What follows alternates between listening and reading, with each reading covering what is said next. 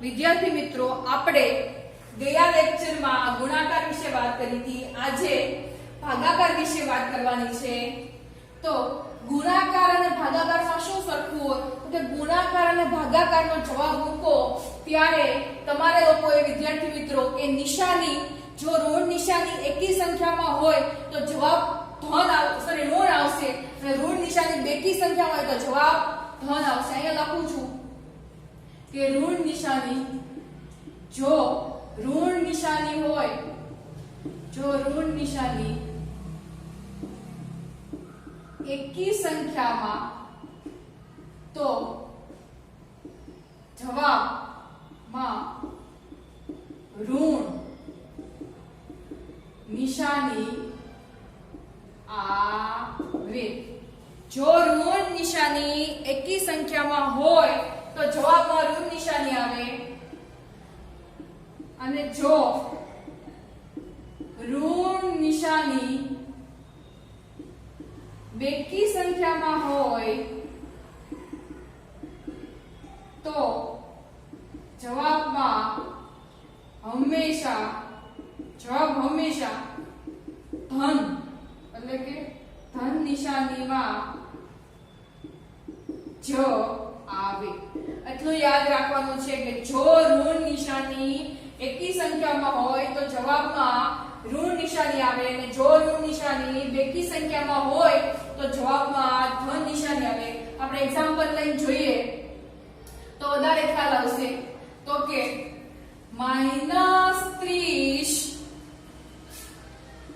ભાગ્યા 10, -30 ભાગ્યા 10. તો આ જે પહેલું પદ હોય ને એને અંશ કહેવાય, અને બીજું પદ હોય એને છેદ કહેવાય. પહેલું પદ છે વિદ્યાર્થી મિત્રો એને અંશ કહેવાય, અને બીજું છે એને શું કહેવાય? છેદ. તો હું પહેલું છે અને અંશમાં લખીશ અને આને છેદમાં, તો -30 છેદમાં 10. વિદ્યાર્થી મિત્રો, તો હવે એ જો તો કે ઋણ નિશાની કેટલી વાર છે? તો કે એક વાર હોય તો જવાબમાં કેવું આવશે? માઈનસ. એટલે હું આગળ અહીંયા વચ્ચે માઈનસ કરી દઉં, અંશ અને છેદની વચ્ચે, અને કૌંસમાં 30 ઉપર અને 10 નીચે. કેમ આમ? તો કે ઋણ નિશાની એક વાર છે એટલે મેં આગળ બે સંખ્યાની અંશ અને છેદની આગળ મેં માઈનસ મૂકી દીધા, ઉપર અંશમાં 30 અને છેદમાં 10. હવે બેમાં સરખું કોણ? તો કે બેમાં 0 અને 0 સરખા, એટલે બે હંમેશા અંશ અને છેદમાં કેન્સલ થાય. આવી રીતે હોય 5 × 4 છેદમાં 4, તો અંશ અને છેદમાં કેન્સલ થાય. જો આવું હોય 5 × 5 છેદમાં 4, બાજુમાં કોઈ દિવસ કેન્સલ ન થાય. તમારે છેદ ઉડાડવા હોય તો અંશ અને ઉપર અને નીચેના કેન્સલ થાય, બાજુમાં ન થાય. તો 0 વહી ગયા, તો -3/1. હવે વિદ્યાર્થી મિત્રો, તમે છેદમાં 1 લખો કે ન લખો કઈ ફેર પડે નહીં. એટલે મારો જવાબ કેવો આવ્યો? તો કે -3. કેમ માઈનસ? તો કે ઋણ નિશાની છે એક જ વાર છે. જો બે સંખ્યા છે એમાં ઋણ નિશાની કેટલી વાર છે? એક વાર હોય તો જવાબ કેવો આવશે? માઈનસ. હવે આપણે બીજું એક એક્ઝામ્પલ લઈએ. તો બીજા એક્ઝામ્પલમાં કેવું છે? તો કે બીજું એક્ઝામ્પલ છે વિદ્યાર્થી મિત્રો 50 ભાગ્યા -5. હવે 50 અંશમાં આવે અને -5 છેદમાં આવે, તો 50 છેદમાં -5. હવે ઋણ નિશાની કેટલી વાર છે? તો કે એક વાર. એટલે બે સંખ્યા અંશ અને છેદની અહીંયા વચ્ચે આવી રીતે લખાય. કેમ લખાય? તો કે નિયમ છે કે અંશ અને છેદની વચ્ચે આમ લખી શકાય. તો કૌંસમાં ઉપર અંશમાં 50 અને છેદમાં 5.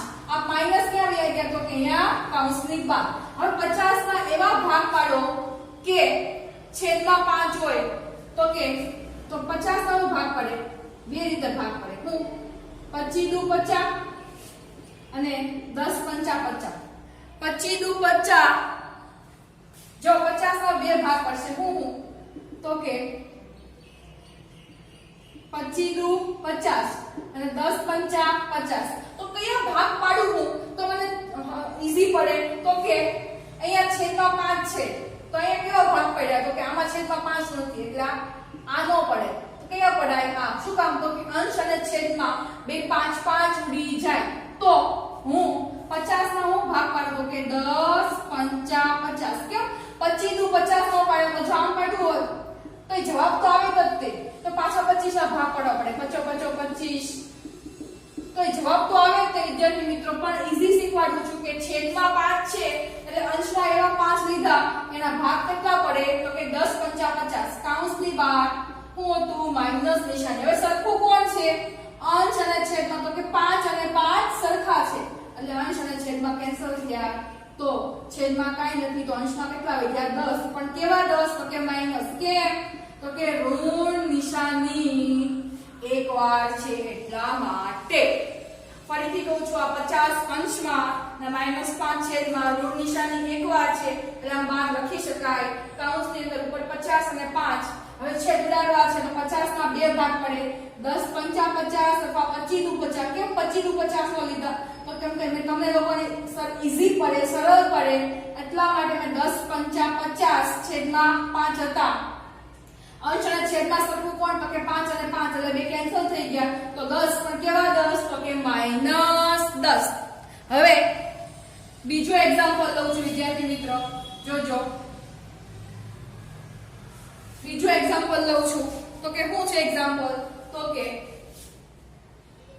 -36 ભાગ્યા -9 હવે તો કે -36 છે અંશમાં આવે અને -9 છે છેદમાં આવે બેને હું કરી રાખતા હવે ઋણ નિશાની કેટલી વાર છે બે વાર તો બે વાર હોય તો શું થઈ જાય ધન થઈ જાય અથવા એવું નથી કરવું તો આ માઈનસ ઉપર અને નીચે માઈનસ છે એટલે બે કેન્સલ કરી ઉડી ગયા તો હું વધ્યું 36 ના છેદમાં 9 હવે 9 છે અહીંયા ઉપર 36 છે તો એવું કઈ થાય કે 9 ના ઘડિયામાં 36 આવે તો કે 9 ચોક 36 તો 36 નો હું ભાગ પડ્યો તો 36 આવે તો કે 9 ચોક અથવા 4 9 36 કેમ આમ પાડ્યા તો કે છેદમાં કેટલા છે 9 એટલા માટે મેં હું પાડ્યા 9 ચોક 36 અથવા 4 9 36 છેદમાં 9 વિદ્યાર્થી મિત્રો હવે જો અંશ અને છેદમાં સરખું કોણ છે તો કે અહીંયા 9 છે અહીંયા 9 છે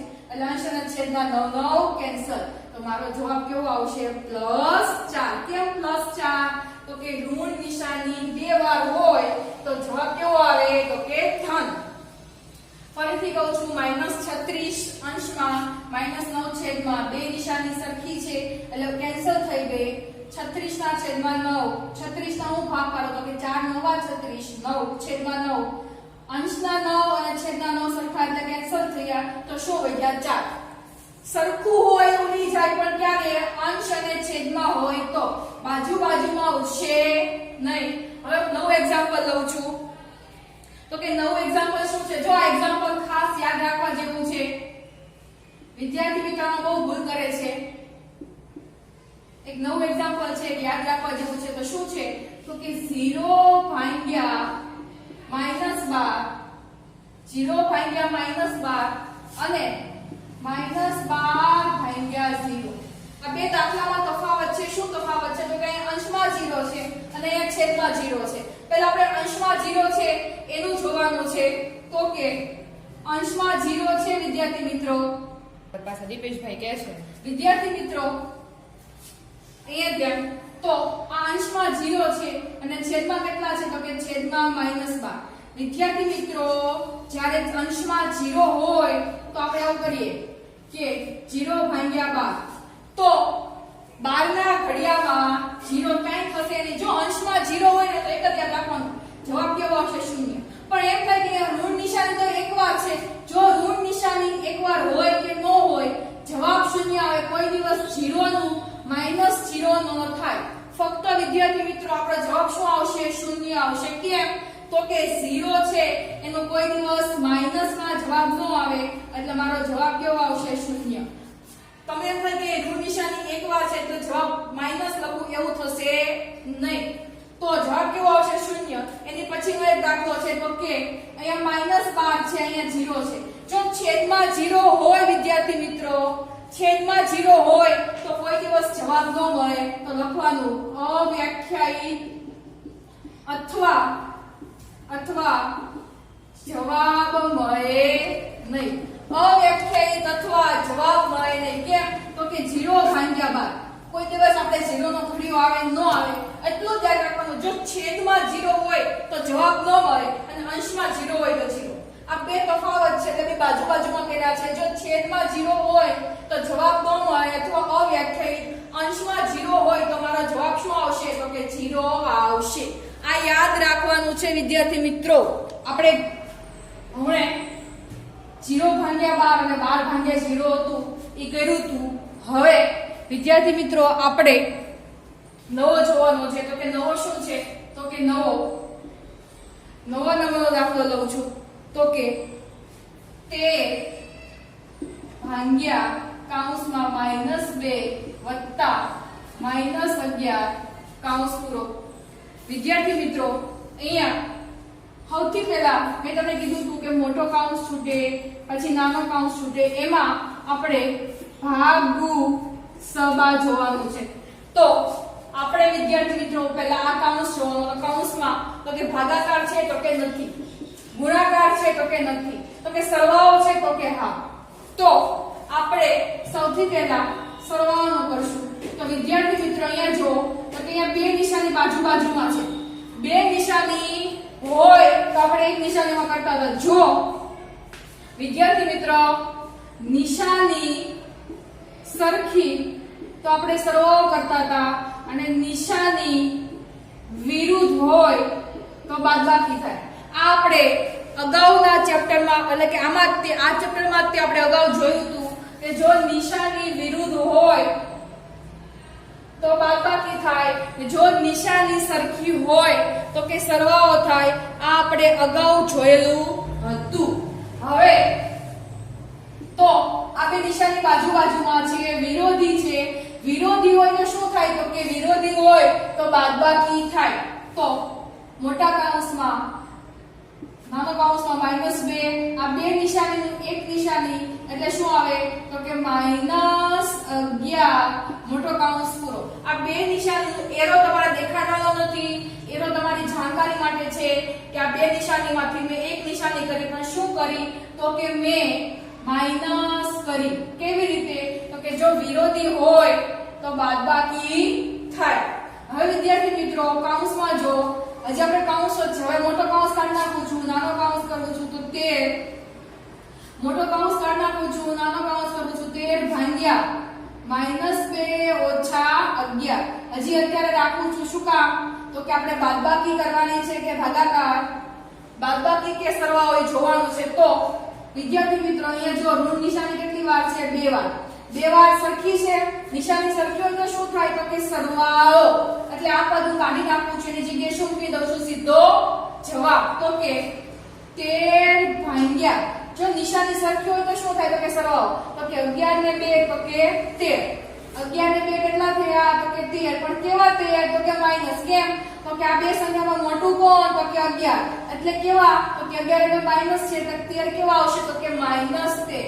હવે તો કે અંશમાં 13 છેદમાં કેટલા છે તો કે -13.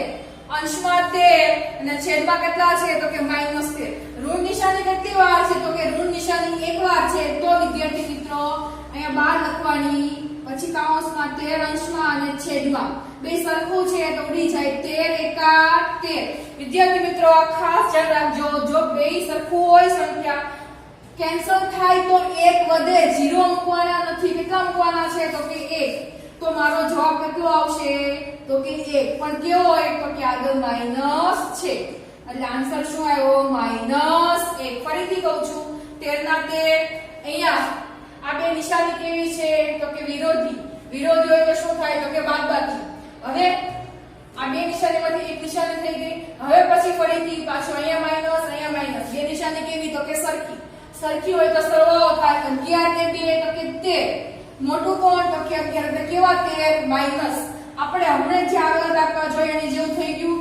13 અંશમાં અને -13 છેદમાં. ઋણ નિશાની કેટલી વાર છે તો કે એક વાર. એક વાર હોય તો શું આવે તો કે માઈનસ આગળ આવી ગયા. 13 એકા 13 એટલે આ એક કેવા આવ્યા 13 ના એકા 13 એકા 13. વિદ્યાર્થી મિત્રો સરખું હોય ઉડી જાય તો 0 નથી મૂકવાના. શું મૂકવાનું છે 1. કેવા 1 -1. એટલે મારો આન્સર શું આવે તો કે -1. આ મારો જવાબ. હવે એની પછીનો દાખલો ગણીએ છીએ. નવી રીત છે, એની પછીનો એક દાખલો ગણાવું છું. નવી રીત છે, જોજો. તો કે શું છે? તો કે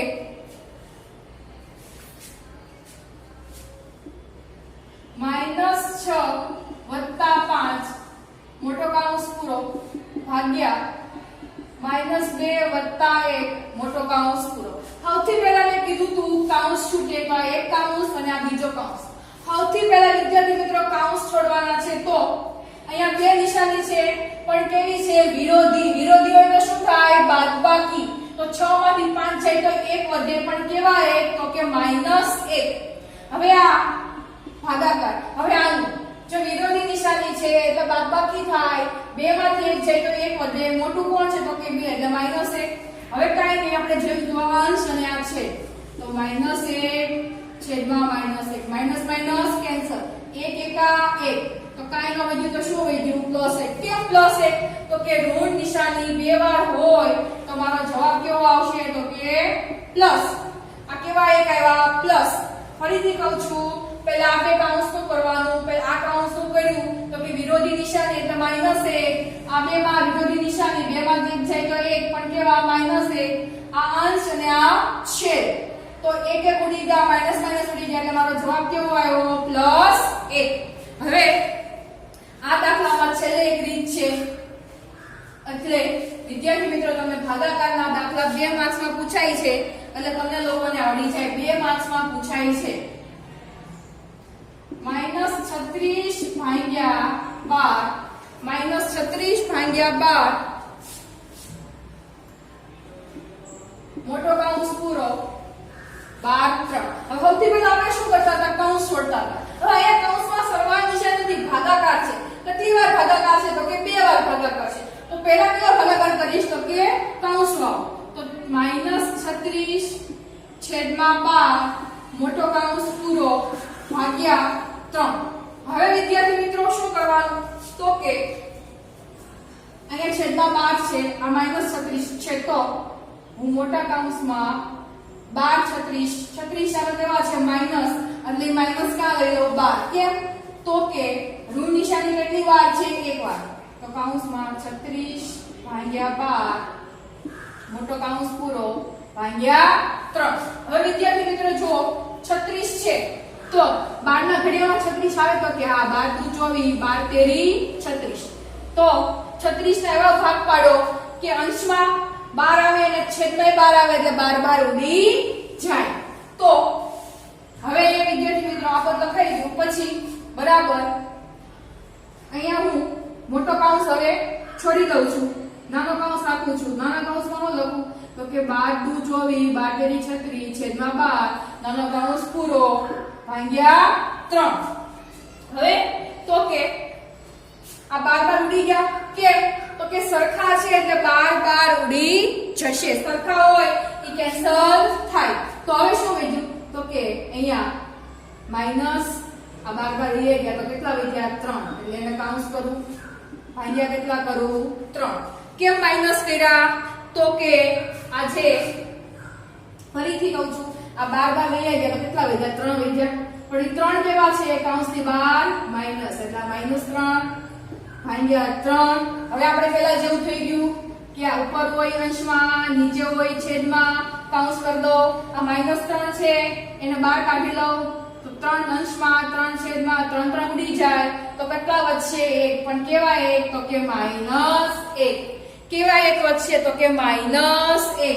ફરીથી કહું છું, જોજો. ફરીથી આ દાખલો કહું છું વિદ્યાર્થી મિત્રો, ધ્યાન આપજો કે આ 36 ભાગ્યા 12 કાઉન્સ પૂરો 3. તો સૌથી પહેલા કોનો ભાગાકાર કરવાનો? આ બે સંખ્યા. તો 36 ભાગ્યા 12 કાઉન્સમાં માઈનસ અને અહીંયા મોટો કાઉન્સ પૂરો 3. બરાબર કર્યા. હવે શું કરવાનું? તો કે આ માઈનસ છે એ 12 કોમન કાઢ લો. -36 ના છેદમાં 12 કાઉન્સ પૂરો ભાગ્યા મોટો કાઉન્સ પૂરો ભાગ્યા 3.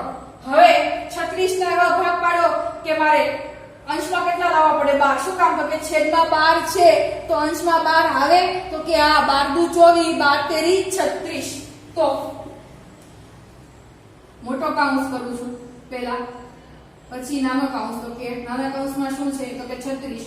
તો 12 × 24 12 તેરી 36 છેદમાં 12. નાનો કાઉન્સ પૂરો, મોટો કાઉન્સ પૂરો અને ભાગાકાર. હવે શું કરવાનું તો કે અંશમાં અને છેદમાં સરખું કોણ તો કે 12 ઉડી ગયા. તો શું વધ્યું તો કે હવે મોટો કાઉન્સ છોડી દઉં છું. તો કે નાના કાઉન્સમાં -3 ભાગ્યા આ 12 ના 3. હવે શું કરવાનું તો કે આ અંશ છે આ છેદ છે, આ અંશ અને આ છેદ. તો -3 છેદમાં 3.